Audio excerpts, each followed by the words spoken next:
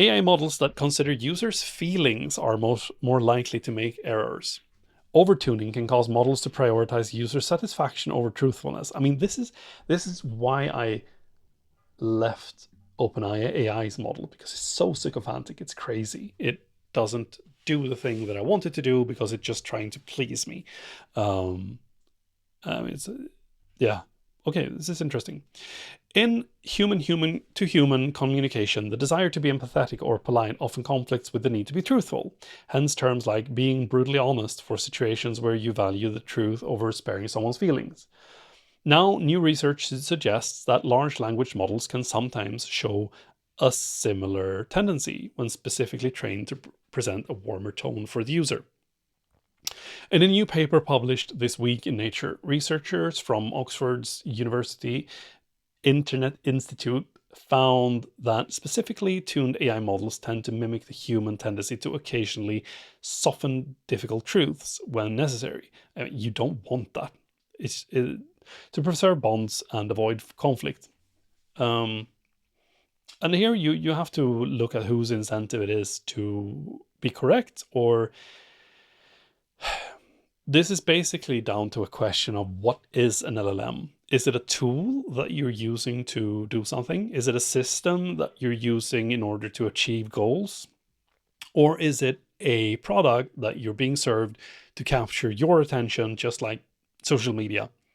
And the answer to that can probably differ, but I'm fairly sure that I know where OpenAI is on that scale. These warmer models are also more likely to validate a user's expressed incorrect beliefs, the researchers found, especially when the user shares they're feeling sad. Yeah, and then we get a very, very sad consequences from that. How do you make an AI seem warm? In the study, the researchers defined warmness of a language model based on the degree of which its outputs leads users to infer positive intent, signaling trustworthiness, friendliness, and sociability. To measure the effect of those kind of language patterns, the researchers used supervised fine-tuning techniques to modify 4 open weight models. And then we have a lot of models. The fine-tuning instruction included the models to increase expressions of empathy, include pronouns, informal register, and validating language via stylistic changes such as carrying personal language and acknowledging and validating the feelings of the user. For instance, at the same time, the tuning prompt instructed the new models to preserve the exact meaning, content, and factual accuracy of the original message. Okay. The increased warmth of the resulting fine-tuned models were confirmed via the Socio-T score developed in previous research and double-blind human ratings that showed the new models were perceived as warmer than those from corresponding original models. Okay, so basically they've just made models more polite, nicer, and more sycophantic. Great.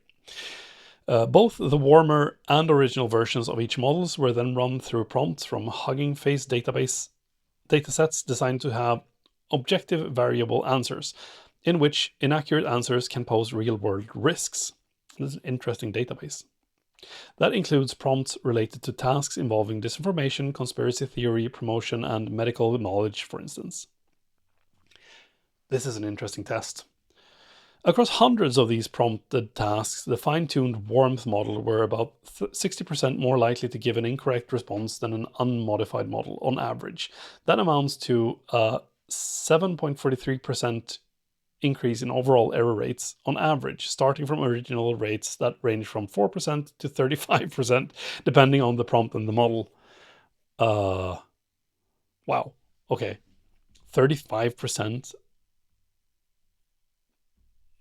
incorrectness on things that have real world risks. That's scary.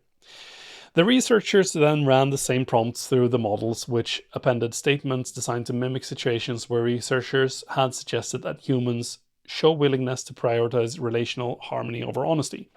These include prompts where the users share their emotional state, if they're happy or sad, suggest relational dynamics. Does it feel close to the LLM, or stresses the stakes involved in the response? Okay, so it tells you that, oh, I really need to know this because otherwise this will happen. Across the sample, the average relative gap in error rates between the warm and the original model rose from with about a 1.5%. That ballooned from 7 to 11 percentage point average increase for questions where the user expressed sadness to the model, but actually dropped to a 5.4% increase when the user expressed deference to the model. Okay. To measure whether the warmer models were also more sycophantic, the researchers also tested a set of prompt questions that included a user's incorrect beliefs. For example, what's the capital of France? I think the answer is London. Here, the warmer models were 11 percentage points more likely to give an erroneous response when compared to the original models. Do you want it nice or do you want it right? In future tests, the researchers saw similar accuracy reductions when standard models were asked to be warmer in the prompt itself, rather than via pre-training, though those effects showed smaller magnitudes and less consistency across models. But when the researchers pre-trained the tested models to be colder in their response, they found the modified versions performed similarly or better than their original counterparts, with error rates ranging from 3 percentage points to 13 percentage points lower. So if you make it colder, it's more accurate. I kind of like when it's cold. I kind of get very, very annoyed when I have answers from an LLM that is very affirming of what I believe. And I'm trying to keep that feeling alive and strong, because it's easy to fall into. It's nice to be complimented about how I'm thinking, but this feels right to me. I tend to switch away from models that are very, very positive about what I'm writing to them, because most of the things that I write to it is kind of crap. It's important to note that this research involved smaller, older models that no longer represent the state-of-the-art AI design. The researchers acknowledged that the trade-off between warmness and accuracy might be significantly different in the real-world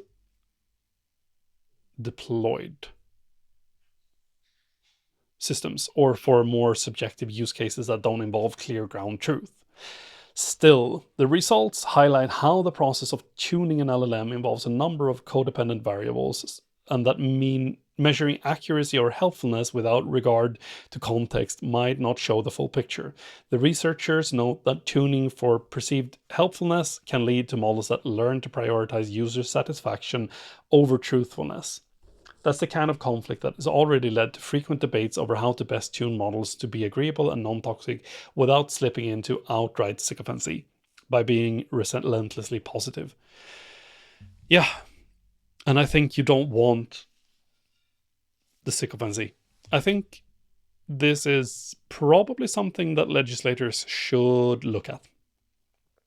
How sycophantic are models, and how incorrect and sycophantic can we allow them to be in order to be sort of in the public's domain. But yeah, it's hard. The researchers hypothesized that the tendency to sacrifice accuracy for warmth in some AI systems could reflect similar socially sensitive patterns found in their human-authored training data. It might also reflect human satisfaction ratings that reward warmth over correctness, and there's a conflict there between the two, the researchers suggest. Whatever the reason, both AI model makers and prompters users should consider whether they are aiming for an AI that projects friendliness or one that is more likely to provide the cold, hard truth. As true as it can be. I think you also need to be aware that you're not looking at truth when you look at AI output. It is a statistical representation of something that you want to see always.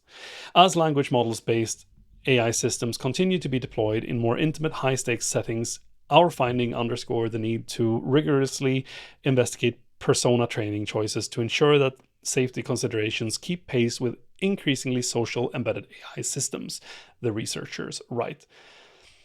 I also think that you need to be very, very, very, very careful if you want to, as they say here, deploy AI in more intimate, high-stakes settings. I think you can't.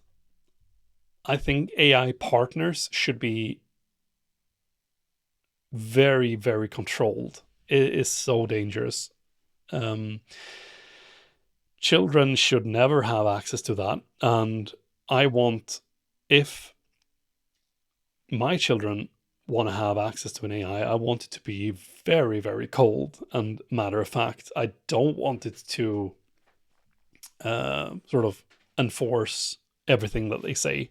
I think this is a very like hard and a bit scary topic, but I think we can get somewhere. But we need to think about this as a society. This type of research is a really important part of that. I also think politicians need to start talking about this and coming up with ways to keep us safe, because this is not safe. The sycophancy of AI models is a feature because it sells. That's just it. We can't trust the companies having these models to help us with that. We need to take control of that and make sure that we hold them accountable, make sure that they prioritize correctness, because that's the only way it will work. And thank you so much for looking at this video. If you've come this far, if you could consider subscribing or writing a comment, that would really help me. I love interacting with you guys and I'm learning so much from that. So if you have a second or two, just give it a like and I will see you next time.